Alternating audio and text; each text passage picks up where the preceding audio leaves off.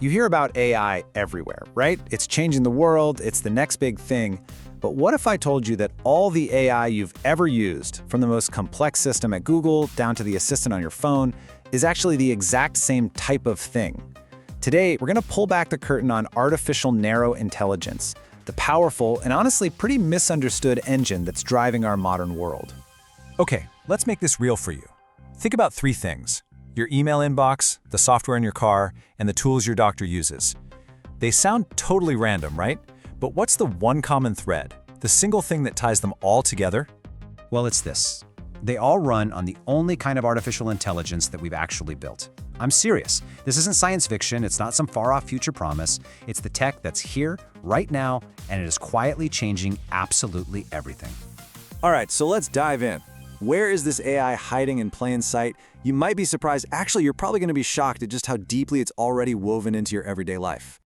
You know when Netflix just knows exactly what you're in the mood to watch? Or you ask Siri or Alexa for a song and boom, it's playing? How about that spam filter that acts like a bodyguard for your inbox? Yep, all of them. From the fraud alert you get on your credit card to the guidance systems in a self-driving car, they are all powered by the same thing: artificial narrow intelligence, or what we call ANI for short. Now, to really get what AI is, it helps a ton to understand what it isn't. You see, researchers basically put AI into three different buckets, and this framework makes it super clear where we really are today. So first, you've got ANI, the star of our show. Think of it like a world-class chef who can only cook one single dish. But they make that one dish better than anyone else on the planet. It's a hyper-specialist. The big catch? It's completely locked in its lane. It has zero understanding of anything outside its one specific job. And here's the kicker. This is the only level of AI we have actually achieved. Next up is the one you know from the movies, Artificial General Intelligence, or AGI.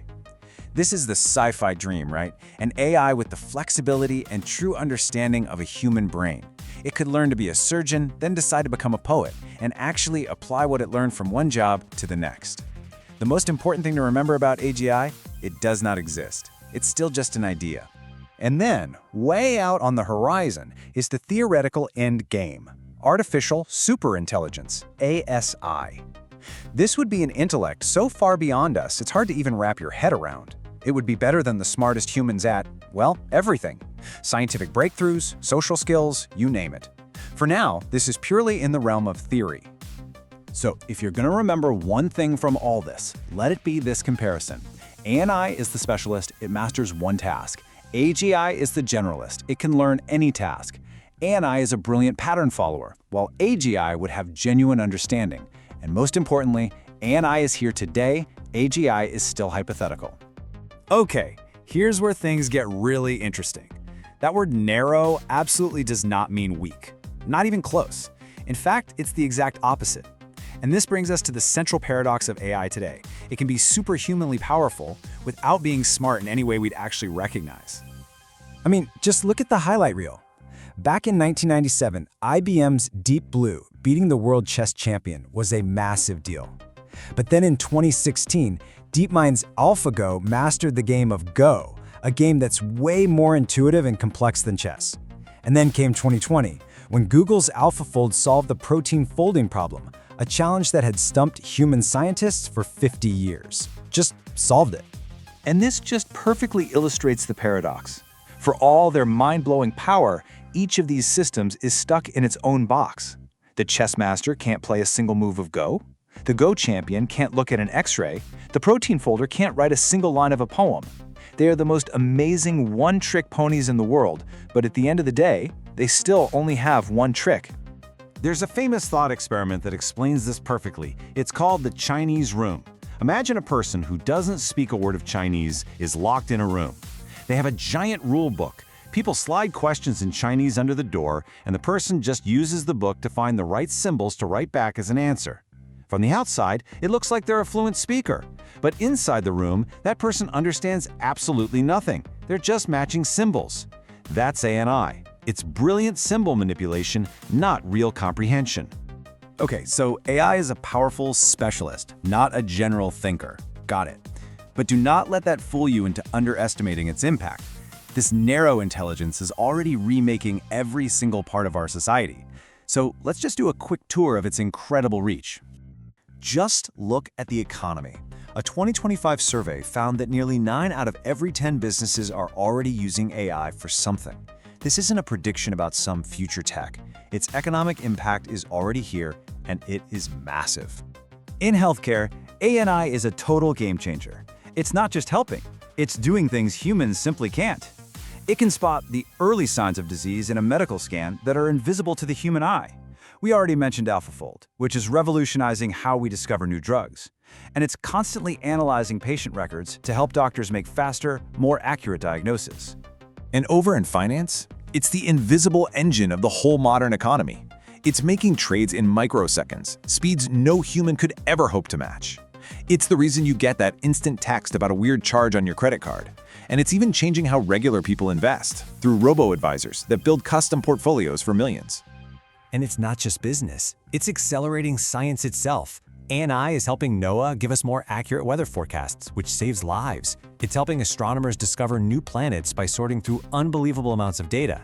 And it's finding the needle in the haystack at the Large Hadron Collider, helping us unlock the basic secrets of the universe. So this technology is becoming everywhere, and its power is growing at a crazy rate.